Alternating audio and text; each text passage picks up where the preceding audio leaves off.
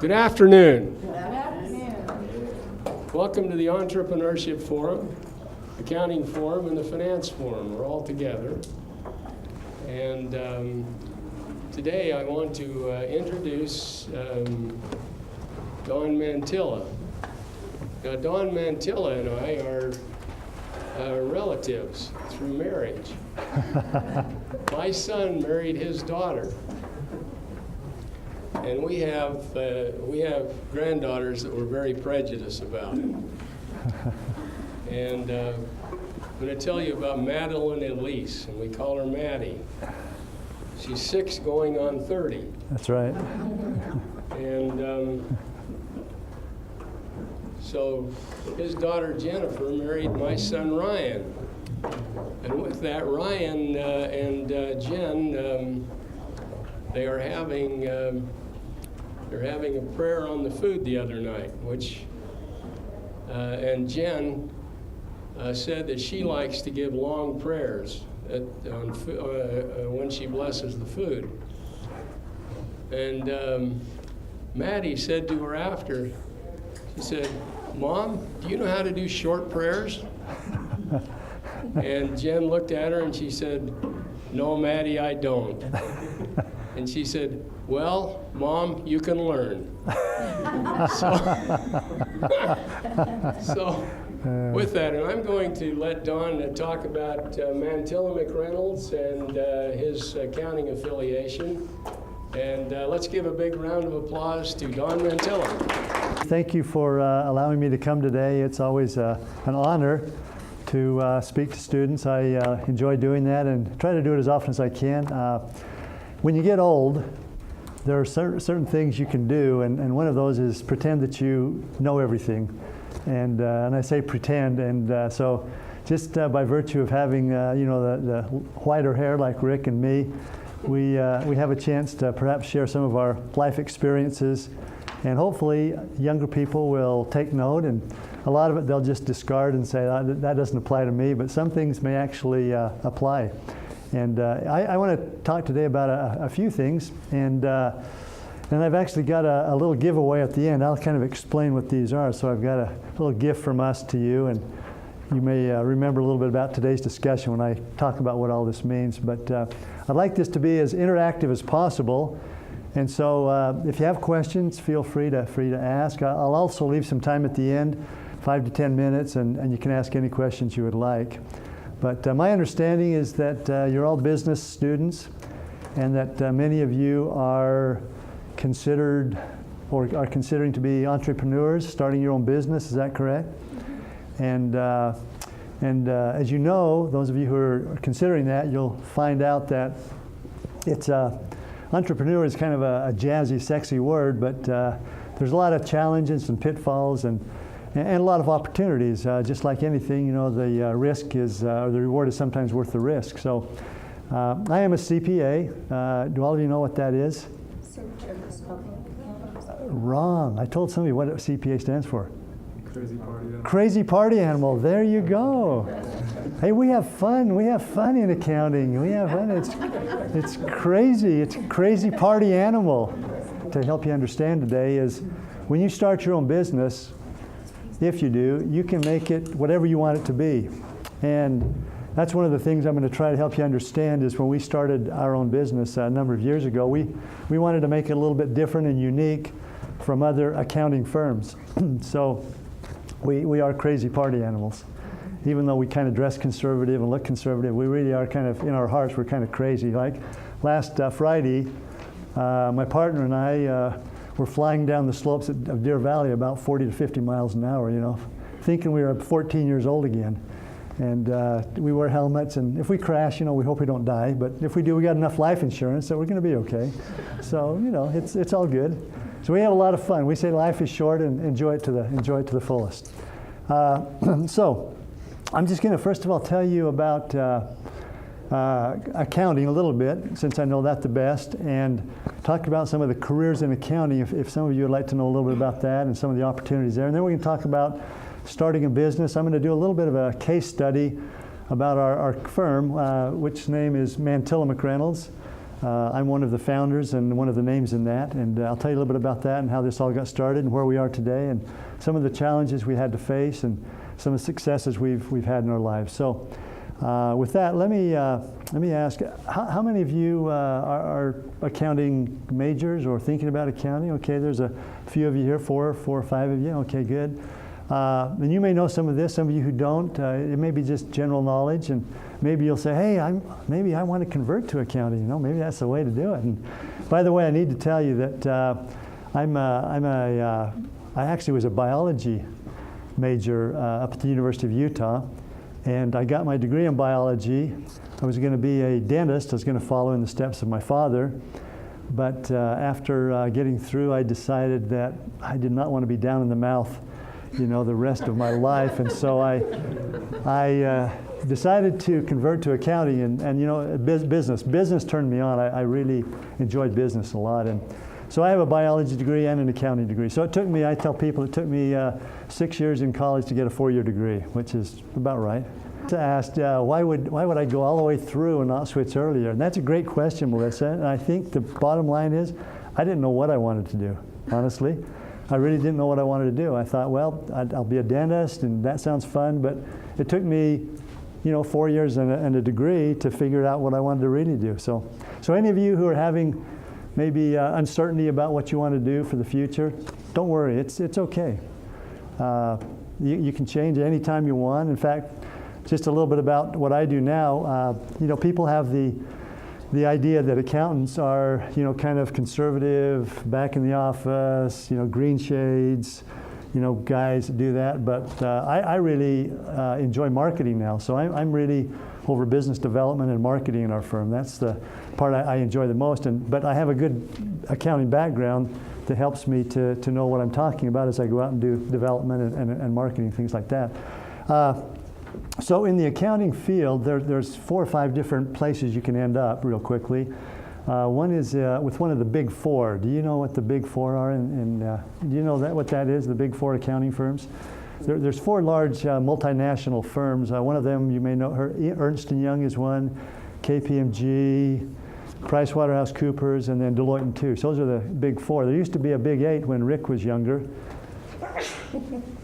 But in fact, he was asking me, he said there's still the big 8. There were some consolidations and mergers in the accounting field. And so, as you see with a lot of different industries, even the accounting field has been affected by the consolidations and mergers. So now they're big 4. These are the large multinational firms that actually audit the, I think I heard it was 98% of the Fortune 500 companies. So they're the names you'll hear everywhere. And they're very large, very corporate, and some people like being there. Some of the people that end up being in our firm have actually had careers, 5 to 7 year careers with the big 4, but they get tired of the not so good work-life balance and some of the corporate politics, and so they want to get into a little smaller environment. And so a lot of them have had that experience. I didn't. I started in a local firm, about a 60-person firm, and had a great experience there, and that kind of transitions into where we are now. Then you also have regional firms, which are in multiple states. You have local firms, which are predominantly in the state in which they're domiciled. And then you have what's called sole proprietors. And right now in the United States, I believe there are 30,000 accounting firms per se, CPA firms. 4 of the large multinational firms. Of the regional firms and other firms, there are probably about 15 or 20. Local firms, I think about 1,000. And so if you add up all those numbers, that's what, a little over 1,000, maybe 1,200. So the difference between 30,000 and 1,200, the rest are sole proprietors. Those are accountants who said, I don't want to be with anybody, I don't want to have any partners, I just want to do my own thing, right? Have the business the way I want to do it. And that's good. There's a lot of CPAs out there that do their own thing. There's also in accounting private industry. So as you probably know, and maybe some of you have either worked as a part-time bookkeeper or an accountant in a firm, or know smaller companies that have that. There are small companies, and everybody needs an accountant. In fact, let me just tell you real quickly, One of the reasons I love accounting and think it's such a useful background is because it's really considered the language of business. And the language of business is accounting. If you showed me the financial information of any company or any entity or any organization in 5 minutes, I could tell you a lot about that company. First of all, I could tell you whether I would want to be an investor in that company, whether I'd want to lend to that company, whether I'd want to be a vendor for that company, whether I'd want to be a customer of that company. I could tell you a lot about that company in 5 minutes because I know how to interpret the financial information, the financial statements, we sometimes call that, of companies, and it's the language of business. So real quickly, you can, if you have a pretty good understanding of accounting, you can know the solidarity or maybe the weakness of a various business organization. Private industry also, there are a lot of people who get tired of, so public accounting is where we have lots of clients, lots of customers, and we deal with the public. Private industry is usually one company or just 2 or 3 companies that are owned by a group of individuals or an individual, and they may get what's called a controller, or sometimes the controller has a dual hat of a CFO, a chief financial officer, and that's private industry. Also government, some people who go through the accounting program in colleges end up with the IRS or the state of Utah. I see Kyle shaking his head saying, you don't want to do that? I'll tell you what, it's not a bad job. The government pays quite well. They actually start you out higher than you would probably start in either industry or in public accounting. So, and great benefits, great pension. You pay your time, pay your dues, serve your time there, and you have a pretty good retirement there. We've had 2 or 3 people who have been in our firm who have said, you know what, we just want to work for the government. So they've either gone to work for the IRS or to work for the state of Utah. And again, they have a pretty good gig there. And then universities, those with doctorates and professors, a lot of times they like to work for universities. We have one of our partners in our office who's retiring this year, was an adjunct professor at Westminster for a number of years, and we have another fellow who has been up at the University of Utah as an adjunct professor for a while. So, it's a fun opportunity to get to take some of your experience in the practical world and share that with students. I just want to tell you a little bit about compensation, so that this may get your attention a little bit for how accountants do. And public accounting firms, the large guys, the big 4, they if you stick with them and become an owner there, typically their pay range is somewhere, depending on where you live. In Utah, it's somewhere between $500,000 to $750,000 per year income. On the coasts, it's north of $1 million. So they do well. They do well. Regional firms, it's less than that. Local firms, if you become an owner, typically the compensation is somewhere between $200,000 to $350,000 per year. So not a bad life, not a bad living. Sole practitioners, generally somewhere between 100 to maybe 150 is where they end up. So, it's being an accountant is not the worst thing in the world. You can provide a good living for your family, and if you enjoy that, it's a good way to go. Private industry, they typically, when you start out, and by the way, let me just tell you, when you start out in some of these things, both the big 4 regional and local firms are all about the same. It's somewhere between, depending on whether you have a bachelor's or a master's, somewhere between probably $45,000 to $50,000 to start out is typical starting salary. Then you work up from there and get to a different level, different pay. Private industry typically pays about $10,000 more when you first get out of school, probably closer to $60,000. Government, IRS and state, as I mentioned, they're probably closer to 55 or 60 also, plus some really good benefits. And universities, you probably need your doctorate before you can become a professor there. So just an idea, so you kind of know what's kind of available in the accounting field. So let me just tell you a little bit about Mantyla McReynolds. And before I do, let me just say one other thing. I don't know if any of you know this magazine called Utah Business. But I just was reading this today, and the front page kind of caught my interest. It's called 40 Under 40, and I thought it probably applies to a lot of you. In fact, many of you here in the room. What it says here as a subcaption is young, ambitious, and ready to take the world by storm.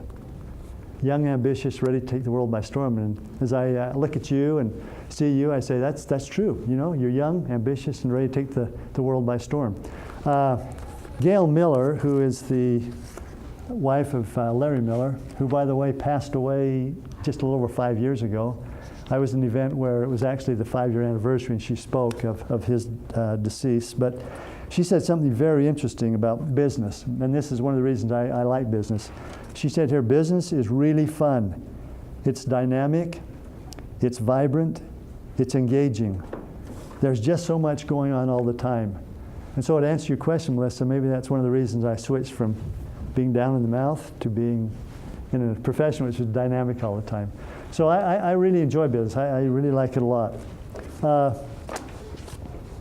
So our firm, my background is, and I've been doing this for about 36 years now. I got my degree in 1978 from the University of Utah, hence the red. Right, Rick? That's right. Yeah, we have some of these in blue too, but Rick said he'd be offended if I brought any blue ones. So I had to bring all red today, Rick. Good. All right, good.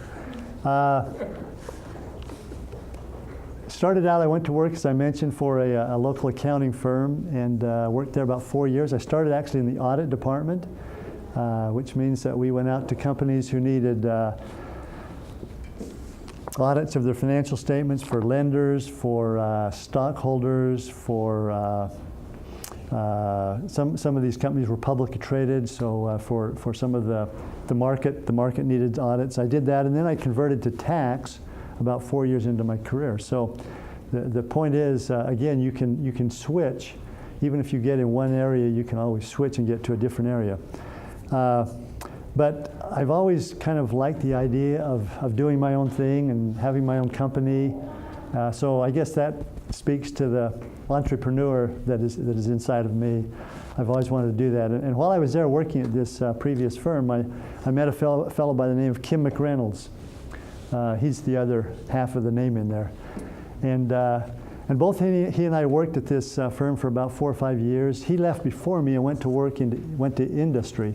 So he went to work for a private enterprise, an oil and gas and real estate company. And he did it a couple of reasons. One was for make more money, and second reason was he was kind of bored with public accounting.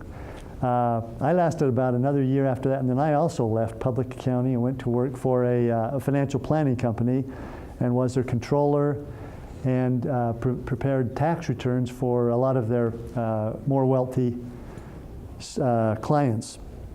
It was fun, and it was more money too. And you know, we both had young families, and we had to do whatever we could to survive and to support our families. So we did that. But both of us, I think, deep inside of us, had this desire to someday create our own thing and have a little better mousetrap. You know, we had both worked then in this one firm, and we'd both seen the way other companies did it, and we said to ourselves, you know what? We think we can, again, build a better mousetrap, do it a little bit better than they've been doing it, and create our own company that would be what we want it to be. And I think that's at the root of every entrepreneur's heart, is that he or she wants to do something different, better, more efficient, maybe more fun, whatever, and just have it be something that you've created. There's a lot of satisfaction in that, but there's a lot of pitfalls too. And so I'm just going to kind of take you through some of the things we did in our firm. There's a lot of competition in public accounting. In our space, there are probably 2 companies about our size. We're about close to a 60-person firm right now, and there are two competitors that whenever things go out for proposal for opportunities, we encounter these couple other firms. One is called Tanner & Company, a very good, reputable firm here in the Valley, and another is Squire & Company, and they're down in Utah County. Very good companies. We would consider ourselves, you know, honored to be in their company whenever we're asked to provide a proposal. So good company, good teams. But the competition is tough because a lot of times it's price-based. A lot of times it's relationship-driven. A lot of times it's experience-driven. And so, again, the competition to try to survive is very, very tough. And we have a lot of it. And then there are smaller companies who will, for a better price, say, we can do the job for you, Mr. or Mrs. Client, better than these guys can. And here's what we can do it for. And sometimes our clients are totally and solely interested in just price. Price is the thing that drives it all. We try to help differentiate ourselves and say, but we can do it a little bit better. We can actually bring more to the table, provide you with a better service than they can. And so it's tough to differentiate yourselves. But here's some of the things. So we began in July 1st of 1989 was when Kim and I started our company. So that's, if you do the math on that, this year, July 1st, will be 25 years. So we're celebrating our 25th year anniversary, and we're happy. We're happy we're still in business. You know, some people, we always say this, you know, we're about 2 or 3 months away from going bankrupt, because we rely, honestly, on our customers to pay us. And if we don't have our clients pay us in a fairly quick fashion, if we don't get that cash flow going, you know, we're out of business in 2 or 3 months, honestly. That's about all that we can be in business. And you know, if you look at most businesses, that's about the same. You know, we try to set aside some cash and have enough in reserves, but the truth is, you're almost always just on the edge of either being successful or going out of business. And I think that's the way it is for most businesses. So our goals were to build a little bit different mousetrap. One of the things we wanted to do was to create a wonderful work-life balance for our employees. We have always felt that the employees of our company are our single greatest asset. People may call us an accounting firm, but honestly, we feel like we are a people-building firm. We are a people-building business. We are trying to also build leaders. We want our people to be exemplary in everything they do. We want them to go out in the community and influence, be big influencers, and to contribute a lot. And so we have felt, I think that's one of our visions statements, is that we want our people to be contributors and to be leaders. So we wanted to create a great work-life balance. We know that most people will spend more time in the workplace than they will ever at home. So, you know, we talk about how great our home should be, or wherever we spend our significant amount of other time. But honestly, in the workplace is where you will spend the majority of your life. And so we wanted to create an environment there where our people would feel good about themselves, they'd feel happy, they would feel like they are doing something that's significant in their lives. That was one of the things. The other thing is, we have always believed that work is a means to an end, not the end. There was a song years ago by Johnny Cash, and maybe you remember the last word to this, Rick. It's, let's see, I'll sell my soul to the company. What is it? Store. Is that it? Company store, yeah. I'll sell my soul to the company store. You may remember that, Johnny Cash. You can Google it and find it. But anyhow, I thought we don't want that to be the way it is in our company. We don't want to have our people sell their souls to the company store. We want their work to be a means to an end. So we've tried to help create that kind of a feeling that, again, work is a means to an end, not the end. We've always said that we want to have an open door policy. In other words, regardless of whether you're an owner all the way down to the first-year staff person, we want to have open door to have everybody be able to collaborate and contribute, and have it be a situation where you feel like you can get answers all the time. We also said we want to create a company that has great benefits. Again, thinking about our employees. We want our people, when they join us, to say, we like this place, we want to stay there forever. We don't want to move on. The accounting profession has a history of kind of churning and burning through their employees. They take people in a lot of times, and they will, I call it, exploit them, and then send them down the road if they don't like it, because they say there's a lot of other people standing in line to take that job. But we again took a different approach. We said, the people we hire, we like these people. We want them to have this be a career for them. So we want to do everything possible, including have great benefits, so that they feel they can be here forever.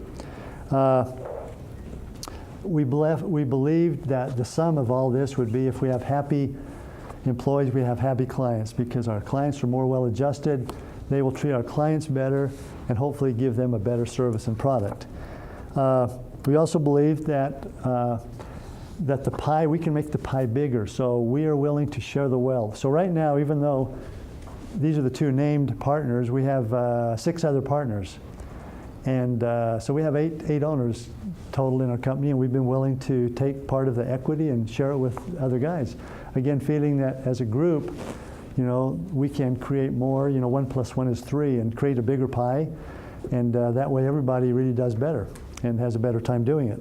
So I mentioned all those things, and you may say, well, that's not so different from other places. But honestly, I know lots of accounting firms, public accounting firms, and this is really quite a different model than most accounting firms, just because they don't have this same vision, the same culture, the same environment as we've tried to create. That was one of the key things that was really big to Kim and me, is that we would really create a situation like that. So that's kind of where, as we've tried to build a better mousetrap, we feel we've done that to a great extent. Let me just take you through just kind of a chronological background. In 1997, so we started with just Kim and me. We had 1 secretary and 1 staff person, so 4 of us, back in 1989. In 1997, we had grown to about 12 employees. At that point, we said, you know what, let's take a little bit of a risk now. We'd been renting all the way up to that point. Let's go ahead and build our own building. So we took out a loan. We went and got some financing. We brought in another partner in a different industry. In fact, it was a medical doctor, and decided, let's build our own building. We thought, we put the numbers on paper and decided that may be something that would be profitable for us at some point, and so we did it. And a little bit of a risk, you put your name on the line for a $2.2 million building, and it's a big risk, it's a big stretch, but as I'll tell you in a minute, it turned out well. In 1998, so a year later, we started our own payroll processing company. So payroll is something a lot of accounting firms don't do. Because it's kind of tedious. Sometimes it's not a real big profit center, but we decided to do it. We had a lot of our clients who were saying, can you help process payroll for us? So we did that and tried to provide some HR benefits also for some of the clients. And anyhow, we did that for a while. In 2006, we had grown to about 24 employees. And we decided that we wanted to start looking at other firms our size nationally and see how were we doing. If we took our numbers and compared them to some of the other companies our size, where would we stand? So in 2007, we went down to a Las Vegas conference with this organization. And while we were there, we caught wind of another organization by the name of BDO. BDO Seidman is the 5th largest accounting firm in the world, about $1.2 billion in revenue annually. And so they are right behind the Big Four, but they're way behind, because I think the lowest Big Four has revenues, worldwide revenues, are probably closer to $7 or $8 billion. But BDO had an interesting arrangement where they wanted accounting firms like ours, who were locally owned, to become part of their group, and together we would all collaborate and share ideas. And I'll kind of give you a little example of how that works really well. While we were there, though, one night, Kim and I, again, being the guys we are, we decided to say, we need to have something kind of catchy that, again, says something about our firm. So we were, I remember, in a hotel room in that evening, and we said, we just started talking about, what really differentiates us and sets us apart, and we came up with this little acronym, and there it is right there. Can anyone tell me what that says?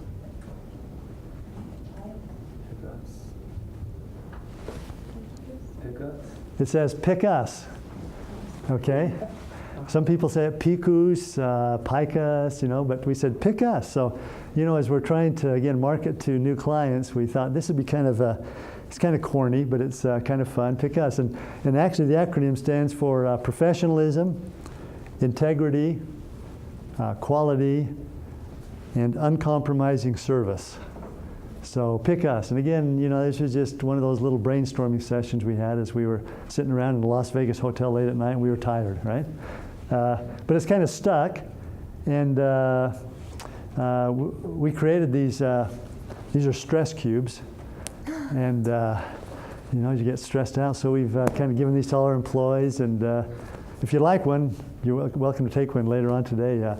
On the other side, we have our name there, so you'll remember who we are too. And if you ever want to know more about us, you can Google us and find out more about us. But anyhow, that's kind of how that came to be. But again, a little bit of a twist on how we wanted to do things. Pick us. So in later that year, in 2007, we sold our payroll service that we'd had for a number of years to a competitor. We decided that we couldn't really compete with some of the competition out there unless we wanted to make a large capital investment, probably $200,000 to $300,000 in more infrastructure, primarily equipment and people and such. And so we ended up selling it, and it actually turned out quite well.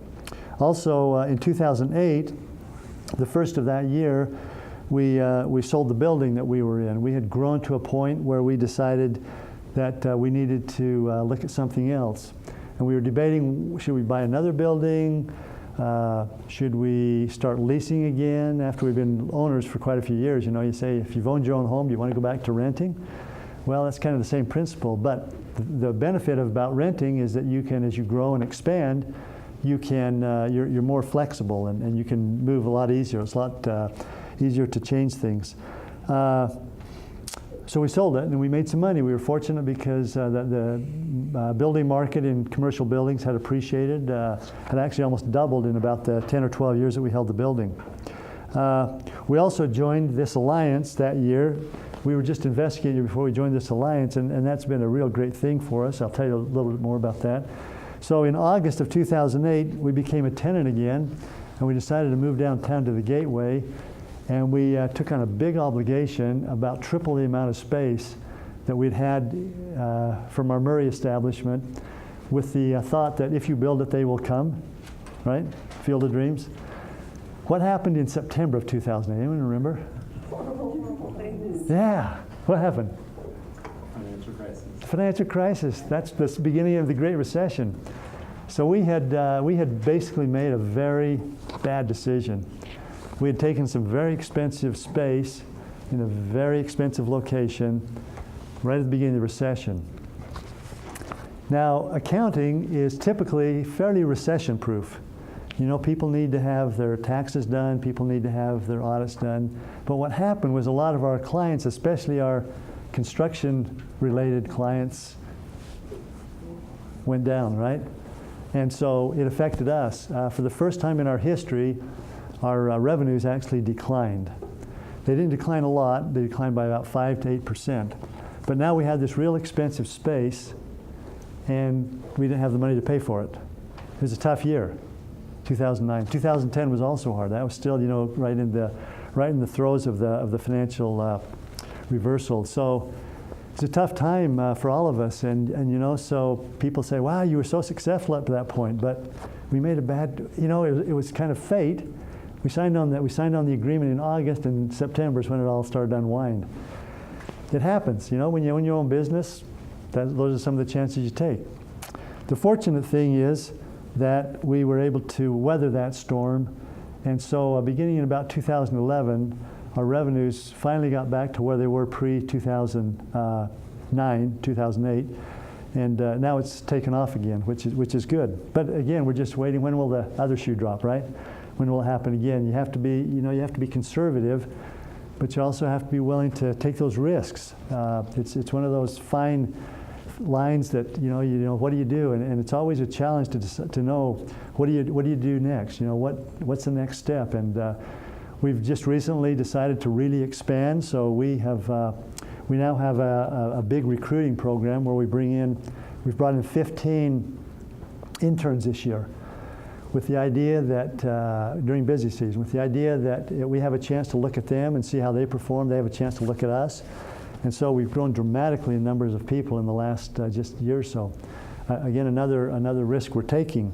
So far it's turned out well. We've been able to bring more business in and be able to handle that. And so overall the company has become more profitable, and we've been able to provide more jobs for people. If any of you are ever interested in becoming an intern at our firm, we'd love to hear from you. And we recruit mainly out of the major universities, University of Utah, BYU, Utah State, Weber State, UVU also, we've got some from there, and a few from Westminster. But we're glad we're there. So right now, as I mentioned, one other thing I was going to tell you about is in 2013, we also decided we would take a little move out of the box and acquire 2 other CPA firms. So 2 other firms here in the Valley, about 15 people. Between the 2 of them, we bought them and brought them in, and well, hopefully that'll play out okay. We're just about a year into it to see how it'll work. But we're right now at about 50, 57 people, and we enjoy what we're doing. Let me just, some of the unique things about our firm also is advancement. Most of our advancement is organic. We like to bring people up through our system and have them advance into eventually becoming partners. One of our guys started with us when he was about 23 years old. He's now 45, and he's been an owner now for a number of years and a full-fledged partner, doing very well. But we needed a new partner for a certain kind of work that we do, and so we had to look outside our firm, and so we brought in a new partner who specializes in SEC work. And so he came from PricewaterhouseCoopers, and just brought him over about 6 months ago. So that's something that again, we did to make sure that we were able to cover all our bases. The BDO Alliance, one of the things it does for us, it allows us to be the best of all worlds, because we are able to still have our autonomy, have our own culture, set our own pricing, and yet all of our people get national firm training, and we have all the resources. So we have a national tax office, we have a national audit office, and we have the opportunity to have clients all over the world. So we have clients, we just finished an engagement in Kazakhstan, Russia, if any of you know where that is. We had a client who had some operations over there. We sent a team over there, and so they were there in Russia. We had a team, so that's not quite so glamorous a place to be. We just had a team come back from Hawaii 2 days ago. That's a little better place, right?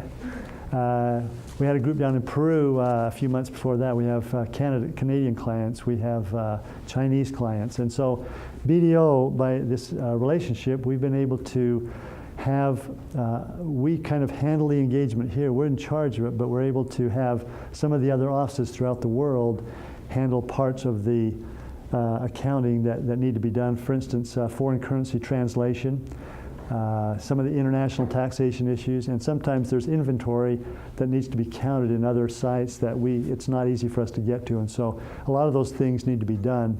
And so we, again, collaborate. Sometimes BDO has brought clients to us and have said, for instance, one of our specialties is oil and gas.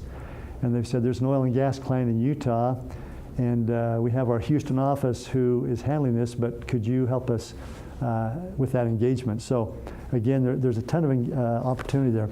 We also have the scalability, whereas we can have Salt Lake City pricing is a little bit lower, as you might imagine, than if you get out of Utah. And so we're able to, with our pricing, keep the cost down to the client.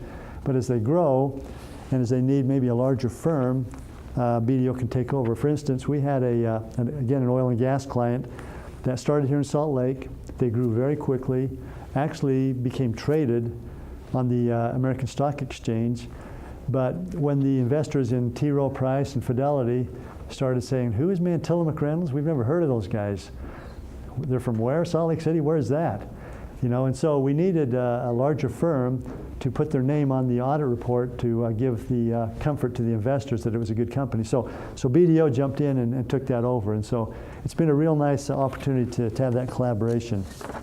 In the public accounting field, there aren't a lot of firms that have stayed with SEC work. Y'all remember back in 2001, was it? What happened then? Enron, that's right. Tamisa. Yes. Tamisa said, Enron, that's right, Enron. There were also several others. There was WorldCom, there was Rite Aid, there were several companies that, there was Tyco International, Adelphia, Peregrine Systems, to name a few others, that they determined that there was a real failing in the accounting industry to provide good audited financial statements. and the investors, you know what it did to the world back then. And so it shook the consumer confidence. And so the SEC decided to jump in, and there were two senators, or let's see, one senator, Paul Sarbanes, Democrat from Maryland, and Representative Michael Oxley, Republican in Ohio. And they created something called Sarbanes-Oxley. Sometimes we've heard of that as SOX, okay? As an offshoot of that, what happened was the SEC said that any accounting firms, public accounting firms like ourselves, who decide to audit publicly traded companies are under scrutiny of the compliance arm called the PCAOB. PCAOB stands for Public Company Accounting Oversight Board, PCAOB. PCAOB is kind of a bane to us because they're the guys who come in once every 3 years and can either tell us we can work another 3 years or they're going to shut us down. And so we're highly regulated in the SEC audits that we do. But we decided to stay in that world. A lot of smaller accounting firms jumped out. They said there's too much regulatory oversight. We don't want to be subject to the SEC. We decided to stay with it. To be honest, it's been our biggest profit center of our firm. So we were fortunate that we stayed. We've been able to attract a lot of great clients. And but every 3 years they come in. They just were there in October. They come in, they bring a team of about 4 or 5 people. They just kind of decide, everybody walks around thinking, are we going to have a job tomorrow? And fortunately, we did. We survived another. We've had 4 of these so far. Anyhow, Sarbanes-Oxley was interesting. I think that's pretty much all you need to know. Just real quickly on SOX, opponents have said that it reduces America's international competitive edge against foreign financial service providers, saying that SOX has introduced an overly complex regulatory environment. Proponents of SOX say, however, it's a godsend for improving the confidence of fund managers and other investors because the audits are better now. And I think that's true. I think it's a good thing for consumers. It's a tough thing for a lot of us, but it has provided that good insight. One last thing, we've been fortunate to be recognized, our firm, with, I guess we put a lot of emphasis on making sure that our employees were well taken care of. And we've been fortunate to be named as one of the best accounting firms to work for in America.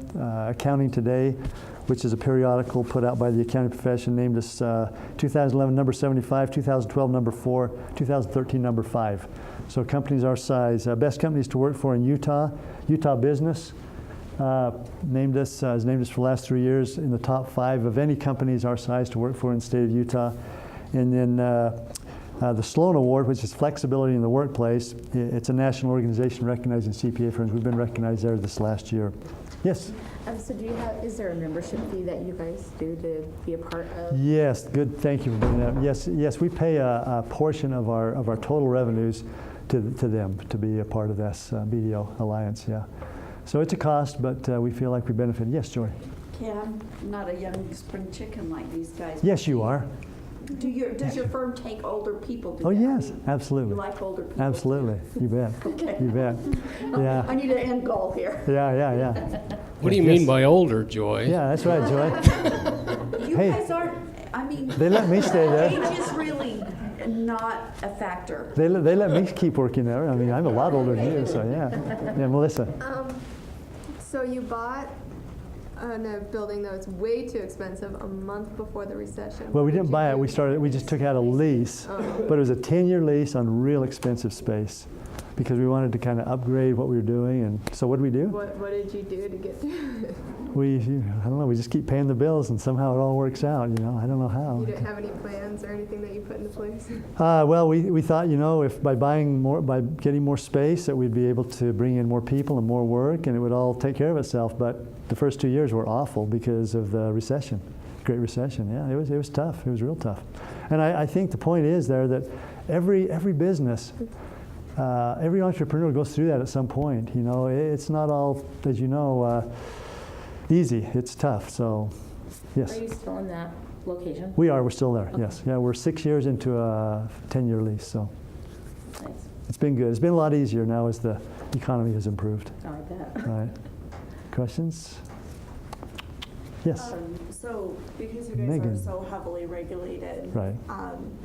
what do you do to help with that? And also like with upkeeping with laws, is that part of what you're doing with the other business that you guys work with? Is that why you joined them, was to help with that, or do you have a pretty good Yeah. internal control? That's a great question by Megan. She's asking about when we joined that, we're heavily regulated. When we decided to keep doing SEC work, we're heavily regulated, and has our affiliation with BDO, has that helped? Has that helped with that? And the answer is absolutely. Yes, they provide a lot of training that helps us to make sure that we have the proper oversight in our firm, and we do have some very sophisticated systems in place, just like banks or other companies that are regulated by, and Rick knows about this, the federal regulators, how that is, but yeah, so they have helped a lot, absolutely. Thank you, Megan. Yes, Kyle. With the BDO, is Yeah. there, like, say you were to hit like some extreme financial hardships or clients just bailed ship, is there something in there where they would be able to help you out as far as like moving additional clients, as long as, like, obviously if you were negligent they wouldn't want to, but Right. is there like any kind of plans as far as like within your membership fees and agreement where they say, yeah, well, we can help you out if, you know, worst case scenario comes? Yeah. So Kyle's asking the question, you know, if we have financial trouble, will BDO jump in and help us somehow? The answer is nada. Sorry. You're on your own. We're on our own.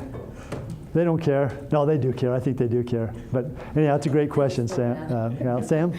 So even though you don't want to be a dentist, but you can do your own business, like through like a dentist, you can open your own shop and hire a bunch of people. Right. You just be your own boss. But why don't you picture it that way instead of doing like accounting? Okay, it's a good question. So Sam's asking the question, you know, I got my degree in biology and was looking toward dental school. Why didn't I just become a dentist and still run that as my own business, right? So you can minors like in your accounting, so you can do Right. your own business at the same time. Yeah, and I could have done my own business. And that is a very good point, Sam. And you know what? There are a lot of dentists or MDs out there who do that. You know, they become, so if you get in accounting, I guess I'm a big proponent of accounting, because no matter what business you go into, accounting is going to be a very great benefit and boon for you. So, but I just didn't want to do dentistry. I guess that's the answer. Okay. I just wasn't interested. Because like I just Sorry. like it's more like wasting more time, so, like to get more another degree. Yeah. That's why I say like. Oh yeah, I totally wasted 2 years of my life. I totally agree. Yeah, I mean, yeah. Question, Joy? What's the average work week for a CPA? Okay, average work week for a CPA, we'd like to say over the year it's 40 hours per week. However, January through April it's about 60 to 70 hours a week, and the rest of the year it's maybe 30 hours a week. So great summers and falls are wonderful, but this time of year is awful. Thanks, Don. Thank you, Rick. You're welcome. Thank you. It's sure nice being with y'all. One thing I would point out when he was talking about Johnny Cash, the line is, "I owe my soul to the company store." Yeah. And that had to do with the mining industry. And if you consider changes that have happened in the accounting industry, consider what's happened to the mining industry when the silver vein ran out in Park City in the early 60s. Then it became a ski resort.